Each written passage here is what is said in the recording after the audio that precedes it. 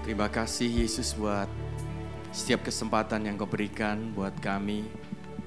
Kalau kami boleh ada di tempat ini karena kasih karunia-Mu. Kami boleh memuji dan menyembah-Mu, boleh mendengar firman-Mu, semua itu karena kasih karunia-Mu dan kebaikan-Mu. Berbicaralah dan sampaikan isi hati-Mu. Berbicaralah kepada pribadi lepas pribadi. Jumpai kami Tuhan. Nyatakan pribadi-Mu. Dan nyatakan bahwa Engkau sudah memilih kami sebagai seorang pemimpin dimanapun kami berada. Kami mau serahkan sekali lagi waktu yang berharga ini dalam tangan-Mu, dalam anugerah-Mu, dalam pimpinan-Mu. Hanya di dalam nama Yesus kami serahkan semuanya itu. Haleluya. Mari sama-sama katakan amin. Silakan duduk saudara. Shalom. Ya, senang sekali. Ini yang pertama kali ya. Walaupun sebetulnya udah bertahun-tahun melayani bersama dengan Pak Ayu dan Cilinda. Tapi hari Minggu senang sekali. Terima kasih buat kesempatannya. Ya. Saya akan bicara tentang filosofi kepemimpinan. Nah, tapi saudara saya coba akan meluruskan dulu sebelum saudara dengar bahwa firman ini bukan khusus untuk para pemimpin yang merasa dirinya punya posisi dan jabatan. Bukan, saudara. Bahkan saya akan mencoba menyadarkan bahwa kita semua, saudara, dari awal pertama kali kita menerima Yesus, ya, semua harus terima Yesus dulu. Ya, sebetulnya, saudara, Tuhan sudah taruh benih kepemimpinan dalam hidup kita. Ya, cuman ada begitu banyak orang nggak sadar, ya, sehingga saudara dia menunggu, bahkan ketika kesempatan itu tiba, dia nggak merasa pemimpin, sehingga dia bertindak, mengerjakan semua tidak sebagai seorang pemimpin, saudara. Ya, atau mungkin dia punya pola pikir yang tidak tepat tentang kepemimpinan. Ya, jadi sebetulnya ini memang murni benar khotbah, saudara. Ya, saya sampaikan juga di gereja bahwa di jemaat umum saya mau sampaikan bahwa karena ini menjadi poin yang penting, saudara, di dalam kepemimpinan. Kita perlu sadar, ya kalau kita bangkit dimanapun, saudara. Kalau terang itu dimanapun akan menerangi, saudara. Alkitab berkata begitu kan? Bahwa kita ini adalah terang dunia. Ya, nggak bisa disembunyikan. Orang akan melihat kita, saudara. Kegelapan begitu kita tiba, saudara, kegelapan lenyap. Ya, tiba-tiba orang akan melihat, memandang dan merasakan dampak yang terjadi. Kita adalah garam. Ya, itu kalau bukan pemimpin apalagi, saudara. Cuman ada begitu banyak orang nggak sadar itu. Nah, coba kita lihat bersama-sama. Coba kita lihat. Saya akan mencoba mendefinisikan dulu ya pemimpin ya, supaya kita sadar dulu bahwa nanti saya akan coba jelaskan satu persatu bahwa poinnya, saudara, kepemimpinan itu bukan hanya sekedar teori yang dikatakan memimpin itu apa, harus mengambil keputusan. Bukan, saya nggak bicara itu. Tapi saya mau tunjukkan, saudara, bahwa dari awal begitu engkau terima Yesus, yang penting itu kita sadar dan kita menjalankan semua, kita adalah seorang pemimpin. Jadi kalau satu hari diberi kepercayaan jadi pemimpin, jangan ngomong lagi, saya nggak siap, saya nggak layak, nggak ada. Sebetulnya kita dari awal udah jadi pemimpin. Oke, kita lihat. Yang pertama, saudara, bahwa kepemimpinan itu lahir dari dalam kita, saudara. Jadi bukan karena fasilitas dari luar sama sekali. Ya, bukan, saudara, bukan karena itu. Betul-betul murni, nanti saya tunjukkan. Dari dalam diri kita, kepemimpinan itu lahir, saudara. Ketika kita berjumpa dengan Yesus, saudara, tanpa perlu diajarin apa-apa dulu. Saudara, itu teori mengajari kepemimpinan harus begini, harus tegas, itu aksesoris sebetulnya. Saudara, karena enggak harus seperti itu. Orang bisa memimpin dengan gayanya masing-masing. Yang mungkin saudara tidak mengikuti sebuah teori apapun, tapi dia tahu, saudara, di dalam dirinya itu dimulai dari dalam, saudara. Makanya, saudara, selanjutnya kita lihat bahwa kepemimpinan itu fungsi, bukan posisi. Ya, saya ulang lagi. Bukan berarti, saudara, saya menentang posisi. Posisi itu hanya amplified, menguatkan kita untuk mengerjakan sesuatu. Tanpa itu, kita bisa jadi pemimpin kok. Saudara, saya beri contoh ya. Ada seorang yang di dalam sebuah keluarga, dia bukan anak pertama. Biasanya, saudara, anak pertama yang biasanya memutuskan apa-apa, diberi kepercayaan. Tetapi aneh, saudara. Tiba-tiba dia misalkan 3 bersaudara dengan orang tuanya. Dia anak nomor 2 mungkin. Dia bukan orang yang mengambil keputusan. Tapi sampai satu kali, saudara, apapun keputusan dalam keluarga itu ketika berkumpul, dia selalu menunggu anak yang nomor 2 ini. Termasuk saudara, anak yang pertama pun menunggu. Ada beberapa hal kejadian, saudara, tunggu dulu sampai dia datang. Begitu datang, saudara, dengannya diskusi, ngobrol, dan semua, menurut saya begini. Begitu dia berkata gini, saya setuju begitu. Semua langsung tiba-tiba berjalan dengan cepat. Bukankah itu seorang pemimpin? Cuman kita nggak tahu, saudara. Atau mungkin kita bersama dengan teman-teman kita. Itu sepantaran, saudara, bersama-sama. Nggak ada struktur kan pertemanan. Semua sama, saudara. Tetapi, saudara, begitu ada temannya konflik dan sebagainya, yang dicari siapa? Dia selalu nunggu. Coba dikasih nasihat, nggak masuk semua. Begitu dipanggil, kita datang, saudara. Kita ngobrol, kita kasih solusi. Langsung mereka terima dan langsung mengikut. Keputusan-keputusan penting seringkali, saudara. Atau mungkin kalau ada terjadi sesuatu, masalah. Begitu orang ini hadir, saudara, dan tiba-tiba dia dengan mudah sekali menyelesaikan segala sesuatu. Ya, dia nggak nyebut saudara sebagai ketua atau apapun. Tetapi saudara, dia mendengar setiap apa yang dikatakan. Bukankah itu seorang pemimpin? Itu fungsi, saudara, bukan posisi. Makanya saudara, kalau orang berfungsi dulu baru mendapatkan posisi, itu akan efektif daripada orang punya posisi tapi nggak punya fungsi. Nah, hari ini lebih banyak orang memandang kepemimpinan posisi. Makanya saudara, begitu dia nggak mendapatkan posisi, dia nggak berfungsi. Padahal sebetulnya kalau kita menyadari itu, saudara, dimanapun kita berada, kalau hari ini apa perkataan kita didengar, saudara, keputusan-keputusan apa hikmat kita sudah didengar. Sebetulnya saudara, Tuhan sedang bawa kita di dalam leadership kepemimpinan. Walaupun itu gak ada posisi apapun. Itu fungsi, saudara. Makanya kita harus nikmati itu dan kita lihat bahwa terang itu sudah tiba. Garam itu akan mewarnai dimanapun kita berada. Sehingga saudara, dimanapun kita berada, kita bisa bawa orang kepada Yesus. Tanpa kita sadari. Kita bawa mereka. Kita pimpin mereka. Kita bisa tolong mereka datang kepada Yesus, memulihkan. Sesimpel itu loh, saudara. Perempuan Samaria. Perempuan yang sampai hari ini gak punya nama, saudara. Kita gak pernah tahu namanya ya.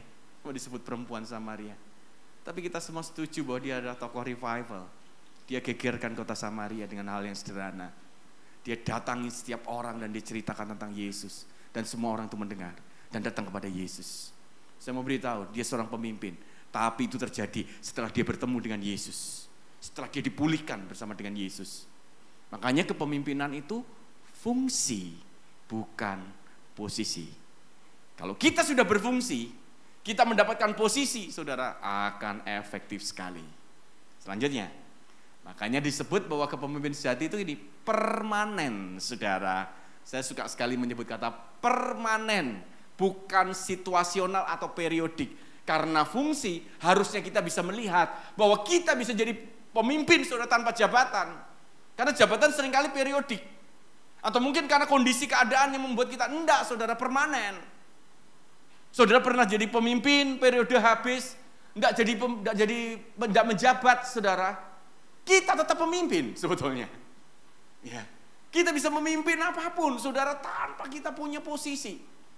Permanen melekat kepada kita. Artinya kalau melekat itu berarti kita berada dimanapun kita pemimpin loh, saudara. Mau di rumah kita pemimpin. Mau lagi santai kita pemimpin.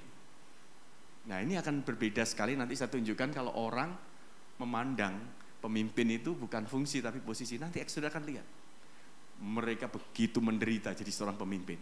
Tapi saudara kalau permanen melekat, dia gak perlu menderita. Itu udah nempel dalam diri kita kok. Saudara, apapun yang kita kerjakan ya itu adalah leaders. Pemimpin. Gak ada sesuatu saudara yang kita buat-buat lagi. Ya, saya suka sekali kata permanen, melekat. Ya. Dan itu saya tanamkan bahwa saya pemimpin.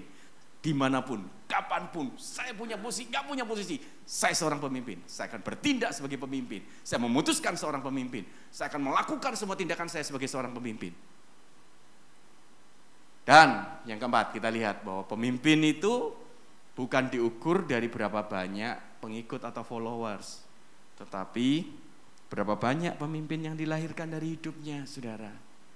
Walaupun ini sedikit agak kacau kalau sudah lihat bahwa Kalau dilihat dari pengikut, saudara, berarti selebgram lebih jadi seorang pemimpin daripada yang lain gitu kan. Ya, jadi kita berjumpa saudara dengan beberapa orang. Saya ketemu dengan beberapa anak-anak dulu, anak-anak pemuda waktu saya masih di Betani, saudara. Kemarin saya baru pulang dari Bali, saudara, dan tiba-tiba tidak sengaja kontak dan saya ketemu 2 orang, yang satu videografer hebat, saudara, yang satu fotografer hebat. Dua-dua ini, saudara, dan kami ngobrol. Jadi dia ini bisa saja begini, saudara, iseng-iseng pandemi, saudara, dia hobi ikan, tiba-tiba dia syuting ikannya sendiri, tiba-tiba dari situ dia menghasilkan uang jutaan, kayak gitu. Jadi followernya tiba-tiba meningkat drastis, saudara. Ya, followernya banyak, saudara. Lalu mereka ngobrol, lalu mereka satu kali bertanya gini, talenta itu apa sih? Nah, dia tanya begitu, saudara. Kadang-kadang saya melihat orang punya talenta begitu hebat, tapi kok nggak berhasil apa-apa. Tapi dia punya potensi, dia sepertinya punya keahlian, tapi tidak menghasilkan apa-apa. Dia dikalahkan dengan orang termenung, saudara, atau dengan wajah sedih di syuting, saudara, dan tiba-tiba viewernya jutaan, saudara.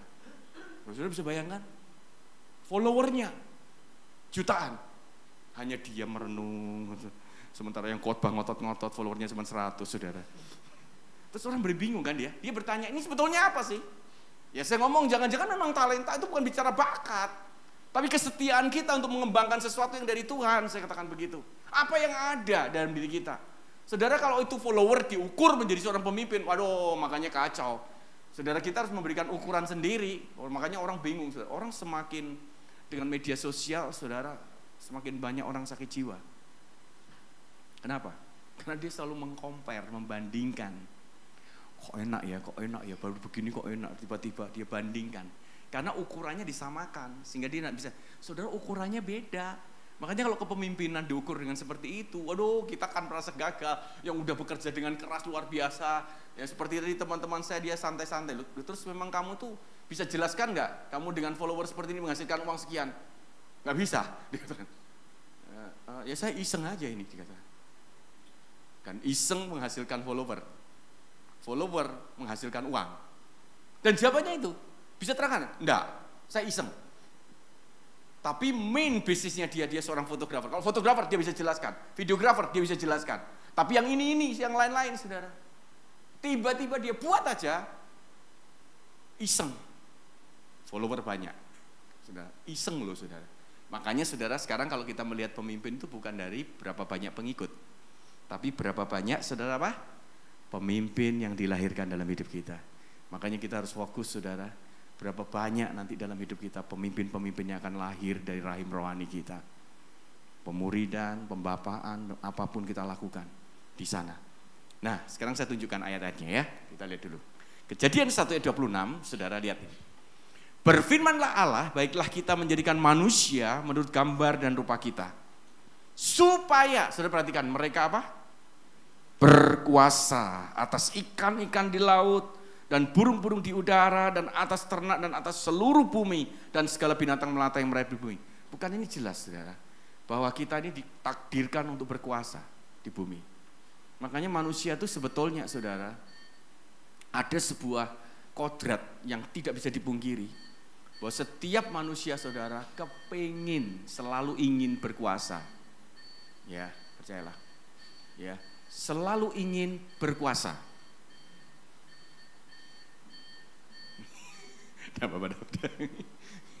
Ya, jadi kodrat manusia itu berkuasa, saudara. Jadi nggak ada ceritanya orang tuh gini, saudara. Aku nggak mau berkuasa, nggak ada.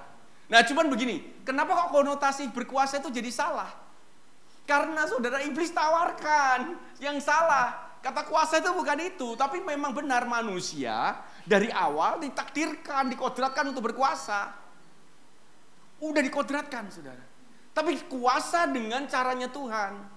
Tapi iblis menyodorkan, kalau kamu kaya maka kamu akan berkuasa. Kalau kamu berprestasi maka kamu akan berkuasa. Kalau kamu keren kamu akan berkuasa. Saudara, apalagi kalau kamu punya posisi jabatan kamu akan berkuasa. Saudara, sekali lagi bahwa jabatan, posisi, prestasi, keren itu nggak salah. Tapi kalau semuanya itu untuk mencapai kuasa, kita sedang menyalahi kodrat yang sesungguhnya. Karena kata kuasa yang di Alkitab bukan itu. Kata kuasa yang ditulis Alkitab adalah kata exousia. Yesus yang memberikan dan menyertai kita untuk berkuasa bersama dengan Yesus, disertai oleh Yesus. Yang kedua adalah dunamis, Kisah 1 ayat 8. Karena Roh Kudus yang memenuhi kita.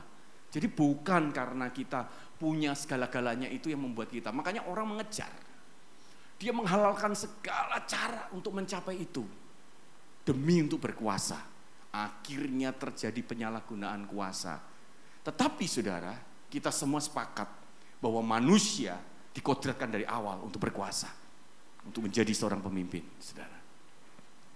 Selanjutnya Ulangan, kita lihat. Ulangan 28 ayat 13, sama saudara. Tuhan akan mengangkat engkau menjadi apa? Kepala dan bukan menjadi ekor. Engkau akan tetap naik dan bukan turun, saudara. Ini kan suka sekali ya orang Kristen dengar ayat ini. Bahkan kalau doa berkat seringkali diucapkan ya. Tuhan akan mengangkat engkau menjadi kepala bukan ekor. Lalu mereka menjawab apa saudara? Amin. Engkau akan tetap naik dan bukan turun. Katakan bersama-sama. Amin. Sayangnya yang bawah jarang disebutkan. Padahal ini yang paling penting. Apabila engkau mendengarkan perintah Tuhan Allahmu yang kusampaikan pada hari ini kau lakukan dengan setia. Harusnya ini kan. Nah tetapi saudara bahwa ini adalah kebenaran. Saudara bahwa engkau akan jadi kepala bukan ekor. Dan engkau akan naik dan bukan turun. Artinya kalau engkau naik saudara, itu naik semuanya. Bukan hanya naik berkatnya aja saudara. Kalau saudara naik tanggung jawabmu, naik masalahmu, naik bebanmu, semuanya ikut naik saudara. Bukan hanya naik gajimu saja. Orang naik gaji kan selalu ditambahi tanggung jawab. Nah, seringkali orang Kristen mau naik gaji tapi tanggung jawabnya semakin kecil. Dari mana? Orang ngomong enak lu pemilik, lu enaknya sih dari mana saudara? Memangnya pemilik itu enak. Kalau rugi dia yang harus nutup semuanya saudara. Hancur-hancur semua, dia stres gak karu-karuan saudara. Jadi kalau kita tahu saudara, kalau kita katakan semakin kuat, berarti beban kita semakin berat. Setuju ya Bapak Ibu? Ya, kalau engkau akan naik, berarti semua akan naik. Masalah kita akan naik. Beban kita akan naik. Kekuatan kita akan naik. Tanggung jawab kita akan naik. Permasalahan kita akan ikut naik semuanya. Tetapi kasih karunia Tuhan juga ikut naik bersama-sama dengan kita. Ya, Alkitab yang berkata seperti itu. Bukan saya yang mengatakan. Maka saya percaya bahwa semua orang pemimpin, semua orang adalah pemimpin. Ngomong kiri kanan. Kamu adalah pemimpin. Nah, ngomong senggol gini, pemimpin kamu, tahu nggak? Nah, ngomong gitu saudara. Kalau agak ngantuk-ngantuk, senggol, bangun, kamu pemimpin, ngomong gitu ya. Ya. Jadi semua pemimpin, saudara. Ya. Nah, coba lihat saudara, kalau mereka melihat bahwa pemimpin itu periodik ya. Coba kita lihat bersama-sama. Ini apa yang terjadi nih? Lihat. Ya, kalau orang memandang bahwa pemimpin itu posisi, bukan fungsi, maka ini yang terjadi saudara. Dia akan mengalami stres berat karena melihat kepemimpinan sebagai tuntutan. Tuntutan, saudara. Begitu dia diangkat seorang pemimpin, aduh setelah ini ada tanggung jawab, setelah ini dituntut, karena saya harus jadi teladan. Loh, jadi teladan tuh gak harus jadi pemimpin dulu, saudara. Kita semua jadi terang, harusnya jadi teladan. Kita semua adalah garam. Yang harusnya, saudara, ini bukan nunggu jadi pemimpin dulu. Makanya berapa banyak orang menghindari jadi pemimpin. Kamu jadi pemimpin ya? Oh maaf, saya belum siap, belum layak. Saya nggak siap nanti ditanyain orang, dituntut begini. Karena dia melihat saudara kepemimpinan itu periodik. Ya kan? Lalu kepemimpinan jadi gini sudah, ada mood on, off, ada switch on, off. Jadi dia harus tampil sebagai pemimpin, ada jaim di depan banyak orang. Saya sebagai pemimpin sekarang ya. Oh, aku harus bersikap seperti pemimpin. Suaranya harus sedikit agak ngebas, ya kan? Kalau bisa jarak dijaga satu dengan yang lain. Kalau berkata-kata nggak boleh guyon, harus semuanya serius. Bayangin menderitanya bagaimana. Loh, saya pernah dinasihatin, saudara. Kalau kamu mau jadi pemimpin yang berwibawa ya, kalau makan jangan dengan anak buah. Harus terpisah. Supaya orang nggak ngerti kalau kamu makannya agak sedikit gak sopan, gak ngurangi wibawamu. Saya sampai bingung, itu teori dari mana? Saya katakan. Saya pelayanan sampai hari ini dengan anak-anak rohani, saya bersama-sama kok. Saya tidur bersama-sama di satu kamar, kadang-kadang bisa bertiga. Mereka melihat kita apa adanya, saudara, gak ada sesuatu yang tersembunyi. Dan saya bisa feel free, gak ada yang tersembunyikan apapun. Mereka bisa melihat kelemahan saya. sebagai seorang pemimpin. Tetap mereka melihat saya sebagai seorang pemimpin, tidak ada yang lain. Tapi kalau orang saudara, nggak masalahnya saudara, begitu dia lagi switchingnya lagi off, saudara, dia sudah bersikap seenaknya sendiri. Tiba-tiba ketemu orang, waduh, babak belur, saudara. Tiba-tiba dia menjadi orang yang tidak menjadi sendirinya. Makanya dia jaim dalam semuanya. Pakaian dipermasalahkan, cara berbicara dipermasalahkan, potongan rambut dipermasalahkan. Bayangkan, saudara. Saya ada teman di Jakarta sebagai gembala dan dia stres berat, saudara. Dia ngomong gini, saya nggak mau jadi pemimpin aja. Lu kenapa kamu? Bayangin begitu saya jadi gembala sekarang, saya ketemu di mall pakai celana pendek, sudah dikomentari habis-habisan gitu. Gembala, pemimpin kok jadi pakai celana pendek? Memangnya kenapa? Kan saya malu kalau saya perkenalkan gembala saya pakai celana pendek loh. Berarti saya nggak boleh pakai celana pendek. Bayangkan saudara, dia ngomong saya nggak mau jadi pemimpin. Saya katakan, ya kamu nggak usah pusing ngomong aja. Kalau dia nggak bisa terima kamu sebagai gembala ya biarkan. Ya, kamu santai sama keluargamu. Bukan dilihat dari situ, tuntutan, potongan rambut, waduh, macam-macam, saudara, stres. Dia nggak bisa, dia nggak jaga image, jaim terus, saudara. Makanya banyak orang stres pemimpin itu, saudara. Ya, jika periodik, maka dia akan menjadikan kesempatan untuk meraup keuntungan. Kalau itu di pemerintahan, yes jelas. Mumpung jadi pemimpin, mumpung jadi pejabat. Kesempatan, saudara, karena sebentar lagi tidak pemimpin. Mumpung jadi pemimpin, maka dia raup keuntungan semuanya. Padahal kalau dia sadar dia pemimpin kapanpun, tidak peduli saudara, dia punya posisi, nggak punya posisi, dia adalah pemimpin. Jadi kepemimpinan bukan kesempatan untuk meraup keuntungan. Nah ini yang terjadi saudara, ketika orang memandang bahwa kepemimpinan itu periodik. Nah saya nggak tahu, ini mesti dirubah semua konsepnya. Nah saya jelaskan lagi, saya tunjukkan lagi. Sekarang kita lihat prinsip benih saudara. Nah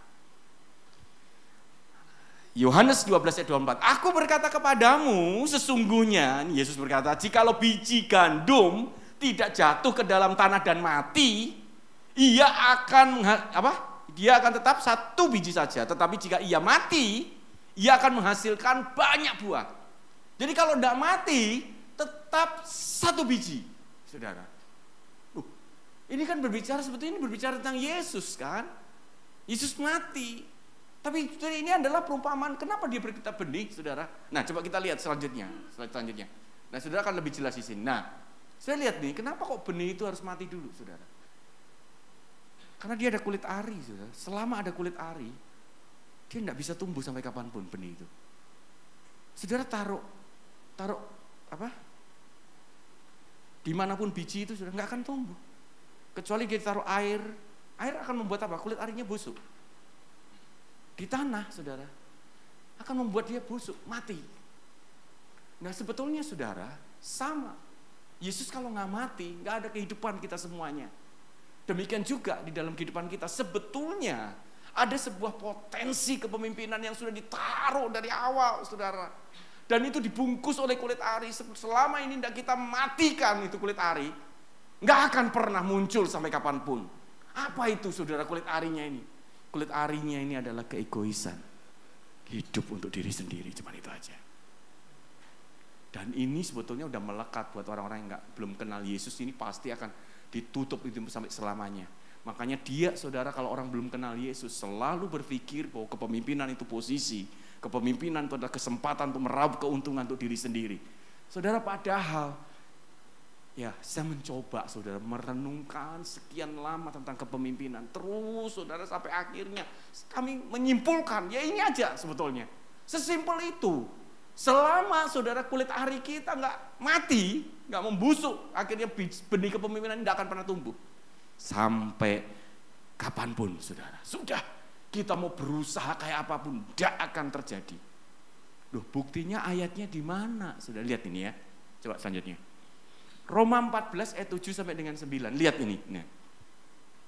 Sebab tidak ada seorang pun di antara kita yang hidup untuk dirinya sendiri. Dan tidak ada seorang pun yang mati untuk dirinya sendiri. Sebab jika kita hidup untuk Tuhan. Dan jika kita mati untuk Tuhan. Jadi baik hidup atau mati, kita adalah milik Tuhan. Sebab, untuk itulah Kristus telah mati dan hidup kembali. supaya ia menjadi Tuhan baik atas orang-orang mati maupun atas orang-orang hidup. Saudara lihat ini. Kenapa ada ayat ini ditulis saudara, dan ini menurut saya ini ayat, aduh saya paling suka ayat ini saudara. Bahkan mungkin jangan bosan-bosan, saya sering ambil ayat ini. Bahwa ini menurut saya ini sebuah rahasia yang besar kepemimpinan. Makanya saudara, begitu kita ini ditebus sama Yesus, kita mengerti saudara. Satu hal yang harusnya berubah dalam hidup kita adalah satu, kita udah gak boleh hidup untuk diri sendiri, itu aja. Bahkan mati pun gak boleh loh saudara, untuk diri sendiri. Jadi kalau kita mati harus heroik saudara matinya saudara. Mati untuk orang-orang lain, untuk Tuhan, untuk orang-orang sekeliling kita. Jadi sebetulnya Tuhan tuh mau ngomong begini loh. Oke, mulai hari ini aku menebus kamu. Aku mati buat satu hal, Kak. Aku akan jadi Tuhan dalam hidupmu. Dan mulai hari ini yang pertama yang dilarang hidup untuk diri sendiri. Hidup untuk aku dan hidup untuk orang-orang sekelilingmu. Nah, itu pertama kali saudara ketika kita menyadari itu kulit arinya kita sudah mati ketika saat itu. Dan sejak kita menyadari itu, sebetulnya benih kepemimpinan sudah mulai tumbuh dalam diri kita. Saudara, Tuhan itu sudah perlengkapi semuanya, sudah built in di dalam diri kita. Saya mau beritahu, ada orang berkata gini, saya sulit mengambil keputusan. Dari mana saudara? Tuhan tuh udah ajarin kita untuk mengambil keputusan. Keputusan tuh berhadapan kita setiap hari, sejak bangun tidur. Betul gak? Saudara begitu bangun tidur, dek, saudara mau buka mata atau tidak itu perlu keputusan. Saudara bisa mengatakan ini, saya putuskan tidur lagi, tetap tidur lagi saudara. Walaupun alarm berbunyi, saya putuskan saya gak mendengar. Saudara untuk memutuskan untuk bangun, duduk atau tetap baring, itu keputusan kita. Saya putuskan, saya duduk. Setelah duduk, saya harus bangkit berdiri. Saya putuskan lagi, waktu saya mau mandi, saya harus sikat gigi apa enggak. Itu keputusan saudara. Saudara bisa memutuskan enggak sikat gigi? Dan enggak ada yang tahu itu. Betul enggak? Saudara memutuskan semuanya, walaupun saudara sepertinya ini terjadi daily life yang saudara enggak sadar. Tapi sebetulnya itu adalah keputusan. Saudara waktu ngambil sikat gigi, mau pakai pasta gigi atau enggak, itu keputusan saudara. Loh, saudara bisa memutuskan semuanya. Saudara bisa memutuskan tidak mandi, tidak sikat gigi, bahkan untuk berpakaian apa, saudara memutuskan. Saudara bisa putuskan tanpa pakaian, kalau berani. Ya. Untuk kita berangkat, saudara, ada mobil, kita mau naik mobil atau kendaraan umum, itu keputusan yang kita bisa ambil loh. Cuman kadang-kadang kita tuh nggak sadar bahwa Tuhan tuh udah melatih bahwa kita tuh bisa berjalan, termasuk melangkahkan kaki kita, ini adalah sebuah keputusan. Jadi sebetulnya saudara, teori orang ngomong leadership adalah decision making. Iya. Saya rasa itu enggak, setiap hari kehidupan kita udah seperti itu. Cuman kadang, tapi kan kalau berhadapan dengan permasalahan, nah tunggu dulu saudara, itu permasalahan yang lain sebetulnya, bukan pengambilan keputusan. Menurut saya kebingungan orang mengambil keputusan adalah kebingungan tentang dirinya sendiri. Kalau dia tidak hidup untuk dirinya sendiri, dia tidak akan takut mengambil keputusan apapun. Yang termasuk keputusan yang merugikan dia, tapi menguntungkan banyak orang. Kenapa dia takut? Karena ketakutan, kekhawatiran itu selalu bersumber dengan diri kita, egois kita. Ayo coba cari, adakah ketakutan yang tidak bersumber pada diri kita? Sebutkan. Adakah ketakutan, kekhawatiran yang tidak bersumber dalam diri kita? Yang enggak kembali kepada diri kita? Cari, enggak ada saudara. Kalau sampai kita takut, itu pasti kembalinya pada diri kita. Makanya orang tuh semakin egois, semakin dipenuhi ketakutan. Semakin orang ketakutan, semakin sulit mengambil keputusan. Saudara khawatir, takut karena ada hutan yang kebakar. Cari aja saudara. Oh ternyata engkau punya pabrik kertas yang ngambil kayu dari sana, misalkan begitu. Oh ternyata engkau takut, intinya kalau hutan sana kebakaran maka engkau pabrikmu tidak akan beroperasi dan kamu tidak bisa makan. Saya khawatir terhadap anak saya, iya karena itu anakmu. Tapi saya khawatir sama anak tetangga, jangan-jangan itu anakmu. Nah maksud saya gitu saudara. Jadi nggak ada ceritanya orang tuh khawatir itu tidak ada hubungan sama sekali, itu nggak ada. Coba cari aja. Makanya saudara, kita itu bisa cuek apa yang sedang terjadi di sekeliling kita karena tidak berhubungan dengan kita. Dan orang semakin egois, semakin dikuasai ketakutan. Kasih semakin menguasai kita, maka melenyapkan ketakutan. Ayat Alkitab berkata gitu. Kasih yang sempurna melenyapkan ketakutan. Jadi saudara bisa bayangkan ya, bahwa ternyata penebusan Yesus itu menghadirkan sesuatu yang luar biasa dalam hidup kita. Makanya sebetulnya pertempuran, kalau kita bicara leadership itu bukan pertempuran, menurut saya terlalu banyak, saudara. Ya keren-keren sih pengajaran, tapi menurut saya yang awal itu selama ini gak dimenangkan, saudara menambah pengetahuan apapun, akhirnya akan kembali untuk meraup keuntungan untuk diri kita sendiri. Dan menurut saya dia bukan pemimpin. Tapi seorang pemimpin, saudara, begitu dia tidak hidup untuk dirinya sendiri, begitu dia bertindak untuk Tuhan dan untuk orang-orang sekeliling, maka saudara, orang-orang sekeliling akan mendengar apa yang dia katakan. Orang-orang akan percaya bahwa dia melakukan untuk kebaikan orang banyak, bukan kebaikan untuk dirinya sendiri. Nih, saudara, ini dasarnya. Nah, lihat lagi sekarang, hubungannya lagi, selanjutnya. Ini kepemimpinan menurut Yesus, saudara.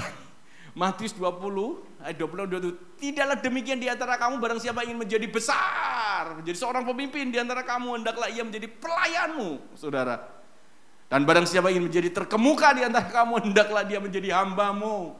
Servanthood leadership ini sekarang bukan sudah menjadi pilihnya orang Kristen semua. Banyak perusahaan sedang memakai itu semua dan mereka percaya. Dan teori itu ada di Alkitab. Tapi mana bisa saudara melakukan ini tanpa kita menang dengan diri kita? Mana bisa? Sebetulnya Yesus sedang mengurutkan, saudara. Dia berbicara penebusan, lalu dia bicara kepemimpinan, yang artinya bahwa kalau kamu sadar penebusanmu, maka engkau sadar bahwa engkau pemimpin, dan itu tidak sulit mengerjakan pemimpin gaya seperti ini. Kalau pemimpin gaya dunia akan kesulitan kita. Karena kita akan menunjukkan otoritas, kita akan menunjukkan kekuasaan, kita injak yang lemah. Itu sulit, saudara. Tapi kalau kepemimpinan menurut Yesus, itu mudah sekali kalau kita betul-betul mengalami penebusan, maksud saya begitu. Kita sadar bahwa, oh engkau menebus aku, supaya aku tidak hidup untuk diriku lagi. Aku akan hidup untuk engkau Tuhan mulai hari ini, dan untuk orang-orang sekelilingku. Sejak detik itu, saudara, kita memandang ini dengan gampang. Karena kita akan mengutamakan orang lain dibanding dengan diri kita. Dan tiba-tiba, saudara, Yesus memandang kita sebagai seorang pemimpin. Walaupun mungkin dunia tidak. Tetapi anehnya walaupun dia tidak memandang kita pemimpin, tapi dia mengikuti kita. Ya. Karena kepemimpinan menurut dunia menunjukkan sebuah kuasa otoritas yang lain, bukan yang itu, saudara. Nah, kita lihat kepemimpinan sebagai pelayan ini apa sih, saudara? Nah, ini ada beberapa 3 poin aja, saudara. Pemimpin sebagai pelayan itu apa sih? Kepemimpinan yang berpusat kepada orang lain, saudara. Udah, saudara. Mulai sekarang kalau ingin jadi pemimpin, coba pikirkan berpusat kepada orang lain, bukan diri kita. Bukan mencari reputasi kita, tidak ada. Itu pertanyaannya. Kita pikirkan aja bagaimana orang-orang di sekeliling kita ini, bagaimana dia. Orang-orang yang kita pimpin, bagaimana dia bisa hidup. Bagaimana dia bisa bergerak, saudara.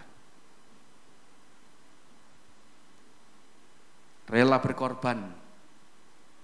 Fokus kepada kepentingan tim, saudara. Waktu kami memulai gereja dari awal, saudara. Jadi kalau orang-orang tuh dulu kalau dia datang ke gereja kita tuh kaget. Karena gereja baru berdiri full time-nya 11, saudara. Jadi belum punya jemaat tuh full time-nya udah 11, saudara. Nah karena apa? Nah orang-orang yang bersama dengan saya mau full time semua, saudara. Lah belum punya jemaat full time-nya udah 11. Nah tapi saya duduk sama mereka ngomong gini. Oke, yakin udah full time semuanya? Yakin? Kita belum punya jemaat? Yakin? Oke ya, kalau begitu ya. Nanti begitu kita mau mulai, kita akan gaji semuanya, gaji kita sama. Dan kalau nggak cukup, siap ya nggak terima gaji ya. Saya katakan. Dan yang harus dikorbankan adalah pemimpin yang paling atas. Kami berdua penatua, kami nggak gajian dulu. Yang cukup dulu yang dibawa dulu. Jadi kalau nggak cukup uang, itu yang di bawah semuanya. Kamu terima semuanya dulu, yang atas semakin tinggi, semakin terakhir kalau nggak ada uang. Mau semua saudara. Dan sejak itu 17 tahun sampai hari ini kami terapkan yang sama sampai hari ini. Ya, setiap kali gajian bulanan kalau nggak cukup selalu kami yang nggak gajian. Nunggu sampai ada. Kadang-kadang bisa telat 1 bulan, kadang-kadang 1,5. Itu biasa, saudara. Itu biasa buat kami. Dan sudah tahu apa yang sedang terjadi? Mereka nggak pernah menuntut apapun tentang gaji sampai hari ini.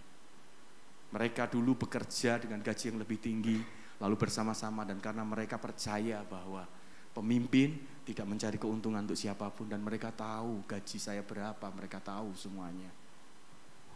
Dan dari situ saudara kami bisa bersama-sama sampai hari ini 17 tahun kami bersama-sama. Memimpin bersama-sama dengan mereka. Simple kok sebetulnya. Ya. Jangan sampai kebalik, kita dulu yang terima gaji, yang di bawahnya enggak dulu. Kan saya butuh, enggak bisa. Ya, harus rela berkorban, fokus kepada kepentingan bersama, bukan yang lain. Kita terapkan 3 ini aja udah jadi pemimpin, saudara. Ya, harus menang dengan diri sendiri, saudara. Nah, selanjutnya, saudara, kita lihat Christ Center Leadership. Saudara, ini kepemimpinan berpusat kepada Kristus itu seperti apa sih? Apakah cuman kita hanya sering kali menyebut Kristus, maka kita pemimpin yang berpusat pada Kristus? Enggak. Ini saudara, kalau saudara pengen tahu alurnya ini kayak gini, saudara. Yang pertama itu selalu ini, saudara, menang dari keegoisan dulu. Kita harus menang dengan diri kita dulu. Kalau enggak dimulai enggak bisa. Baru bisa menjalankan servanthood leadership. Nah, setelah servanthood leadership terjadi, di sekeliling kita semua terjadi, maka akan bisa terjadi memimpin sesuai dengan fungsi. Apa itu memimpin sesuai fungsi, saudara? Bahwa setiap kita punya kekuatan untuk memimpin masing-masing dengan caranya. Dengan jawatan, dengan masing-masing, saudara. Kita bukan seorang pemimpin yang bisa semuanya. Dan endingnya, saudara, kita lihat gini, pusatnya semua adalah Kristus, bukan kita. Ya, kalau kita udah tahu semuanya bahwa, semua itu bisa mimpin loh. Ya, kalau sama, saudara, seperti sebuah bangunan ya. Memang ada arsiteknya, saudara. Tapi begitu mulai dibangun semuanya, ada tukang keramik, ada tukang atap, ada tukang listrik. Begitu ngomong listrik, saudara, tukang listrik yang harus memimpin. Mereka semua harus tunduk. Nggak boleh, saudara, ngotot. Ikuti saya sesuai dengan keramik loh. Keramiknya bagaimana? Waktu kita ngomong listrik, mereka katakan, bagaimana, apa yang harus kami sesuaikan. Makanya memimpin sesuai fungsi itu, saudara, seperti itu. Saya punya kekuatan, tapi saya punya kelemahan.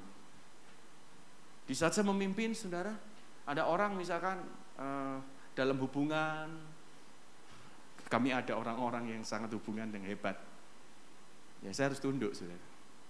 Kalau saya ini seorang kolerik, saya dominan intim. Saya di jawatan kerasulan, saudara. Teman saya juga sama. Kalau kita lihat sesuatu yang nggak beres, udah potong aja. Udah. Kalau mau keluar silahkan keluar. Lalu para gembala ngomong, nggak bisa begitu. Terus maksudnya? Ya nggak bisa gitu, asal buang aja. Nah terus serahkan ke kami. Jangan diputuskan seperti itu, kami yang akan nanganin. Oh gitu ya? Oke, silahkan ditangani. Dan beres, saudara. Coba kalau kami tangani, hancur lebur kan? Ya kan? Rusak semuanya. Jadi nggak selalu kita yang terbaik loh. Ada banyak hal yang ternyata kita tuh bisa harus submit, saudara, dengan orang-orang sekeliling. Kamu hebat loh di area ini, silakan kamu pimpin. Menurutmu bagaimana? Menurut saya harusnya begini. Oke, saya ikutin kamu. Ya, walaupun mungkin keputusan terakhir tetap ada di pemimpin, tetapi kita mendengar kamu. Oke, silakan kamu pimpin, saya akan ikutin. Nah, itu baru bisa memimpin sesuai dengan fungsi. Dan kembali semuanya bahwa kepemimpinan itu adalah pusatnya adalah Kristus. Lihat nih ayatnya. Selanjutnya kita lihat. Janganlah pula kamu disebut pemimpin karena hanya satu pemimpinmu, yaitu Mesias. Saudara, ini akan mudah sekali kita melihat bahwa semuanya harusnya kembali kepada Yesus. Gak bisa. Kita memimpin apapun semua harus kembali bahwa Yesus adalah pemimpin yang sejati, bukan kita. Kita membawa orang pun akhirnya Yesuslah pemimpin yang sejati. Nah, ini baru gampang kita ngomong, saudara, setelah kita proses yang tadi saya katakan tadi. Jadi mudah, saudara, kita memandang sebuah kepemimpinan itu jadi gampang. Oh, itu ya, berarti karena kita udah nggak berhak lagi untuk mencari popularitas, mempertahankan reputasi, udah nggak ada lagi. Semuanya adalah Yesus. Kalau kita lakukan hanya untuk Yesus, mudah sekali, saudara. Ya. Ayo, terakhir, saudara. Ya, terakhir yang kedua, masih ada dua slide. Kita lihat ya. Nah, saudara, pemimpin itu bukan karena profil kepribadian atau bakat sebetulnya. Karena bakat itu cuma 10%. Saudara, 5% karena keadaan krisis, dan ternyata 85% itu karena dimentor pemimpin itu lahir. Dan kepemimpinan itu bukan karena kepribadian. Banyak orang, ini harus kolerik, enggak ada, saudara. Ternyata enggak seperti itu. Banyak orang salah. Saya ini enggak tegas loh. Ketegasan orang tuh beda-beda. Apa itu ketegasan? Orang bisa memimpin dengan caranya, dengan pribadi apapun. Kalau saya kenal dominan, intim, stabil, cermat, apa ya kalau kolerik, melankolis, flegmatis. Satunya apa ya? Sanguin. Ya. 4 ya. Sama itu. Masing-masing sudah nggak harus kolerik yang mimpin. Banyak orang biasanya pemimpin harus kolerik. Enggak, menurut saya enggak. Mereka semua bisa jadi pemimpin dengan caranya mereka. Yang penting sudah mereka adalah menang dengan dirinya. Mereka tidak memikirkan dirinya. Yang dipikirkan oleh orang-orang lain. Beda-beda saudara caranya. Ya. Tetapi kepemimpinan itu harus menang atas diri sendiri. Itu penting itu yang sama, saudara. Jadi mulai hari ini saudara, walaupun saudara ini, kok saya nggak kepengen muncul ya, nggak apa-apa. Pemimpin nggak harus muncul. Orang bisa memimpin dari belakang. Tapi saya sukanya muncul, ya silakan. Tapi tidak semuanya bisa dipakai seperti itu. Orang bisa memimpin dengan gayanya masing-masing yang luar biasa. Dan kita akan semakin kagum. Karena semua yang menggerakkan kepemimpinan itu adalah Yesus. Dan yang paling terakhir, saudara. Kepemimpinan itu adalah pengaruh. Maka dikatakan ini, seberapa besar pengaruh yang kita miliki itu ditentukan oleh seberapa banyak kepentingan orang lain yang akan kita dahulukan. Percayalah, ketika kita memikirkan kepentingan orang lain lebih banyak daripada kepentingan kita, maka pengaruh akan terbangun dalam hidup kita. Kepemimpinan akan mulai muncul dalam kehidupan kita. Tapi kalau kita balik, kepentingan kita yang kita perjuangkan lebih banyak daripada kepentingan orang lain, percayalah saudara, kita sedang menghancurkan potensi kepemimpinan dalam kehidupan kita. Jadi sesimpel itu sebetulnya kepemimpinan. Jadi mulai hari ini siap jadi pemimpin. Amin. Ngomong sama kita, siap jadi pemimpin. Nah gitu. Kalau nggak percaya tanya lagi, siap nggak jadi pemimpin? Nah gitu. Ayo kita memimpin, saudara, dimanapun kita berada. Amin. Mari kita berdoa.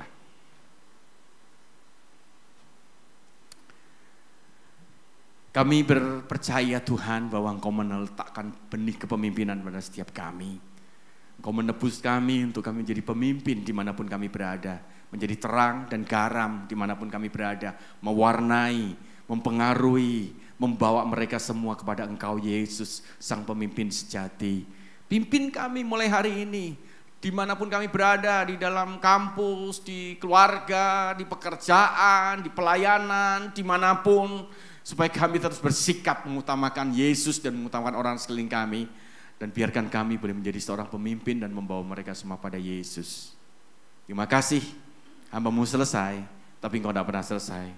Engkau terus akan memimpin, menolong setiap kami Tuhan, supaya kami akan muncul sebagai seorang pemimpin. Kami akan jadi kepala bukan ekor. Kami akan menerima kuasa yang daripada Engkau untuk menaklukkan bumi ini Tuhan, di bawah kaki-Mu. Terima kasih Yesus, kami serahkan semuanya hanya di dalam nama Yesus. Haleluya, amin.